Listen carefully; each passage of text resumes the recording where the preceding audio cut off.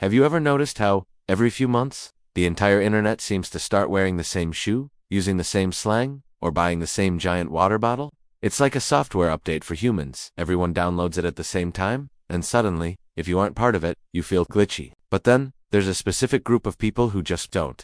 They're the ones wearing the same oversized hoodie they bought 5 years ago, listening to music that hasn't touched the top 40 in a decade, and looking at the latest viral must-have with a blank stare. Most people call them behind the times or out of touch, but today, I want to suggest something else. I think these anti-trend people have stumbled upon one of the greatest psychological cheat codes of the 21st century. While the rest of the world is paying a conformity tax, these people are building a massive reserve of individual autonomy.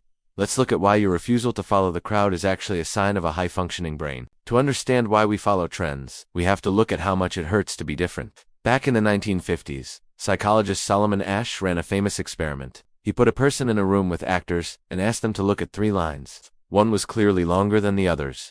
The actors all lied and said a shorter line was the longest. The result, 75% of the real participants eventually lied and agreed with the group, even though they knew the group was wrong. Why? Because when we disagree with the tribe, a part of our brain called the anterior cingulate cortex, which handles physical pain, actually lights up. To your primitive brain, being out of trend feels like being punched in the face. But here's the fascinating part. The anti-trend person has a higher threshold for this social pain. Their brain is wired to prioritize accuracy over affiliation. They would rather be correct and alone than wrong and surrounded. That is a rare neurological trait. We are currently living through microtrends. In the 90s, a trend lasted 5 years. Now, thanks to the algorithm, a trend lasts 5 weeks. This creates a constant state of FOMO, fear of missing out. Every time you buy the trending item, your brain gets a hit of dopamine because you've successfully rejoined the tribe. But that high is short-lived. To get it again, you have to buy the next thing. The anti-trend person has opted out of this dopamine treadmill. They understand the Lindy Effect. This is the idea that the longer something has lasted, the more likely it is to continue lasting.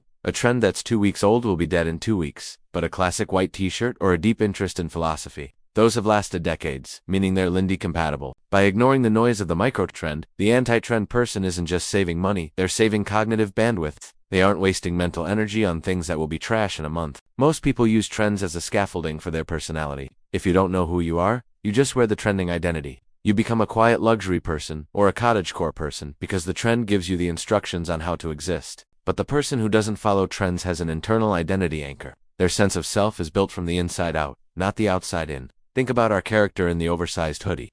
They aren't wearing it because it's trending. They're wearing it because it's functional and consistent. This consistency is a superpower. When you don't change your personality every time the algorithm shifts, you become predictable and trustworthy. In a world of digital shapeshifters, the person who stays the same is the only one who feels real. This is why anti-trend people often have deeper, more stable friendships. They aren't looking for cool friends. They're looking for real ones. Here's the most professional reason to be an anti-trend person: originality. If you consume the same content, follow the same trends, and buy the same products as everyone else, you will eventually start thinking like everyone else. You become a commodity. In the age of AI, being a commodity is dangerous because you're easily replaced. The person who ignores the trends is, by definition, an outlier. Because they aren't fed the same data as the crowd, they produce ideas that the crowd would never think of. Innovation doesn't come from the center of the trend. It comes from the ghosts on the edges. Your weirdness is your competitive advantage. So, if you're looking at the latest viral craze and feeling absolutely nothing, don't worry. You aren't boring. You're actually practicing a form of digital stoicism. You are keeping your validation internal and your identity intact. The next time someone asks, "Don't you want to be part of the trend?" just smile. You're already part of a much older, more powerful group. The people who think for themselves. If this resonated with you, you'll definitely want to check out our video on why the most interesting people are disappearing from social media. It's the perfect companion to what we talked about today. Click right here, and I'll see you there.